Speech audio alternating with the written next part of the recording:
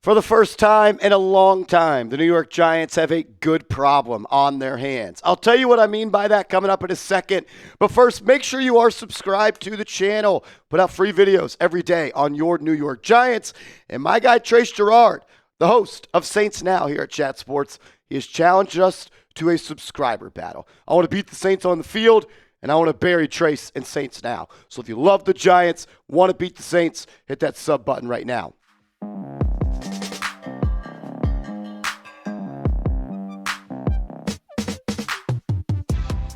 This is New York Giants Now by Chat Sports. I am your host, Marshall Green. The good problem the New York Giants have on their hands is that Kayvon Thibodeaux is having a career year and a contract year, and he is going to want to get paid. And having to pay good players is a good problem. But it's a little bit deeper than that for the New York Giants. You talk about how this team was built. $150 million and a second-round pick for Brian Burns, $100 million for Dexter Lawrence, and you just used the number 3 overall pick on Abdul Carter. There's only so many slices of the salary cap to go around, and I don't know if the Giants want to use close to $100 million per year on just 4 players that essentially all do the same thing. So let's dive into this. Kayvon's been awesome this year. Credit to him. He was a player that I was really high on this offseason. While the raw numbers weren't great for him last year, the advanced metrics were. His pass rush win rate last year was the best of his career. His pass rush production score, his pass rush win rate, all the numbers you want to see from Kayvon were awesome last year. And you're seeing that those are translating to success this year. He was good against the Commanders. He was awesome against the Cowboys. He was even solid against the Chiefs. And he was really good against the Los Angeles Chargers. He's had more than 3 pressures in every single game. And he is playing good football. His PFF grade, 75.8. Amongst all edge rushers, that's 29th in the NFL. I've been most impressed, though, by his run defense, how he's been able to set the edge, not allow outside runs, funnel it back into your help, and just play with a lot more play strength this year. I feel like that's where Kayvon has grown the most this year. He has the 14th best run defense grade amongst all edge rushers in the NFL. That's huge for 5 because this is an area that he had not been great at before. And is it Kayvon turning that corner, or is it's bag time, it's contract time, and I'm trying to get paid? That's something that we all try to juggle. 6-7. We try to juggle from time to time because the last thing you want to do is overpay somebody because they had one great year in a contract year. But for Kayvon, it's been a steady progression every single year in his career. I'm a big fan of his. And again, having to pay players big money is a great problem to have. Like, sometimes I feel like we talk about, oh, we got to pay that guy. It's like, no, you get to pay that guy. You get to have an opportunity to keep him on your football team and not have to pay anybody else. The Giants do technically have Kayvon Thibodeaux under contract next year, that 5th-year option. So let's look ahead to the 2026 offseason for the Giants. And some cap hits, salary cap hits. Dexter Lawrence in 2026 has a $26.9 million cap hit. Brian Burns has a $34.7 million cap hit. So maybe you make Kayvon Thibodeaux play on the 5th-year option, but most players that are good on their rookie scale contract going into their 5th year in that summer, they are looking to be extended. So let's say he plays on that 5th-year contract. You saw the numbers for 2027 for Dexter Lawrence and Brian Burns. They are just as big as what they were. 26.9 in 2027 for Dexter Lawrence, $36.5 million for Brian Burns. So if he plays on the 5th-year option, Kayvon Thibodeaux, at that $14.5 million number, it's a lot of money to 3 guys in 2026. And if you want to extend him, it's even more money in 2027, and he will have most likely a bigger cap hit in 2027 than $14.7 million unless they just completely backload that contract. And I'm honestly not sure if backloading the contract's a good thing, because Kayvon Thibodeaux is getting paid a lot of money, will get paid a lot of money. But Abdul Carter's getting paid a lot of money too on a rookie scale deal. His cap hit in 2027 is $12.3 million. And that number's coming up. And in 2027, that'll be Abdul's third year. And sometimes we see rookies that are great after 3 years get an extension. Most of the time, if they're really good, you always get an extension after 4 years, unless you're Jerry Jones with Micah Parsons. This is tough. $75.7 million for Burns, Dex, and Abdul Carter. $25+ million per pop. And then you would have to pay Kayvon Thibodeaux. Look, you can always make the salary cap work. Look at the Philadelphia Eagles. Look at the Saints for all those years.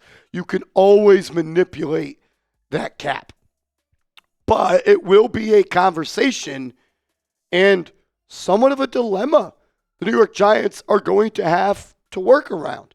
Like, they've been awesome this year. You want to pay guys that are top 10 in pressure, top 13 in pressure. Like, they've been productive. They've helped you win the football game you won this year. They're 3 damn good players. You want to keep all the good players. But outside of just a money issue for the New York Giants with Thibodeaux, Carter, and Burns, you're starting to already see somewhat of a snap count issue for these guys. So you look side by side of Kayvon Thibodeaux's snaps and Abdul Carter's snaps.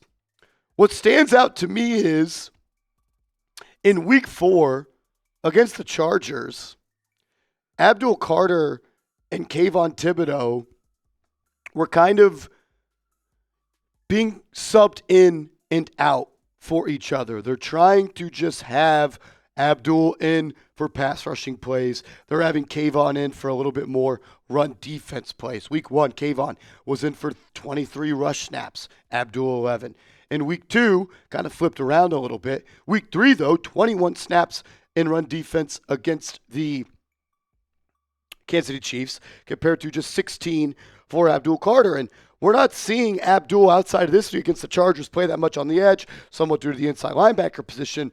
What I'm trying to say is there's not going to be 55 snaps this week for Abdul on the edge, 55 snaps next week on the edge for Kayvon Thibodeaux, and then mix in 60 snaps for Brian Burns. Just like the salary cap, there's only so much to go around. There's only so many snaps to go around. And if you have 3 high-priced players all playing the same position, when usually only 2 of those guys play the position, that could be a little bit of a problem down the line. Look, I want to keep Kayvon. I obviously want to keep Burns, and I want to keep Abdul Carter.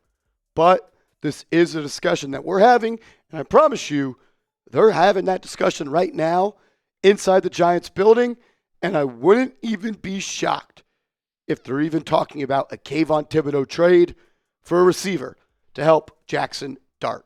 I'll tell you what I'm hearing coming up in a second. First, though, I got to give a major shout-out to our proud sponsor, PrizePicks. Go to prizepicks.com/CLNS.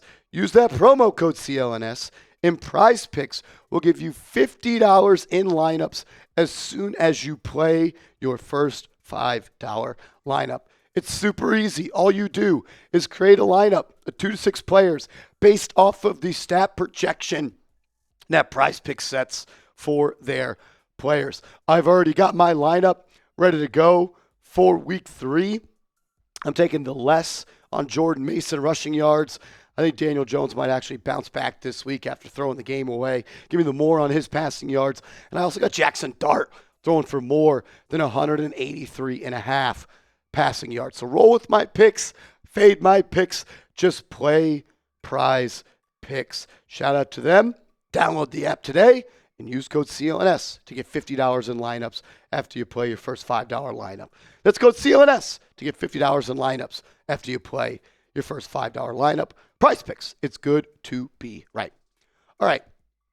If Joe Shane wanted to get crazy and potentially get ahead of the headache that it's going to cause with Kayvon and Abdul and Burns and Dex and all that money, he may look to trade Kayvon Thibodeaux, especially if the losses continue to stack up for the New York Giants.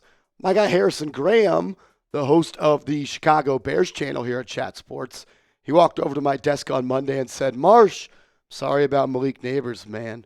I'm like, yeah, me too, brother. He's like, what do you think of this? Kayvon Thibodeaux for DJ Moore. And I thought long and hard about it.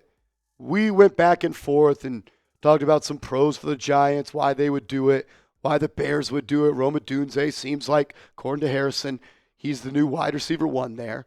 So before I share my thoughts, I'll ask you, would you do this trade? Would you trade Kayvon Thibodeaux straight up for DJ Moore? Type A for accept. Type D for decline. I want to hear from all the real ones in the comment section. I told Harrison this, and I've said this before. I kind of just lean towards decline for that one. Mainly because DJ Moore's contract is a little bit scary. It's a lot of money. He's already 28 years old. Not old by any means, but he is approaching the middle of his prime and maybe the tail end of his prime. Whereas Kayvon Thibodeaux, I think, is just starting to scratch that surface of who he can be. Well, I don't know if I would trade for DJ Moore. I do think the Giants should trade for a receiver. I think they have to make a move at receiver. The guys you have on the team right now, I think, are going to not help and elevate a rookie quarterback, which is what you want for that guy to develop and have success. The Giants' offense without Malik Nabers on Sunday, it wasn't good. Look, the Giants won the football game. We can all be happy about that.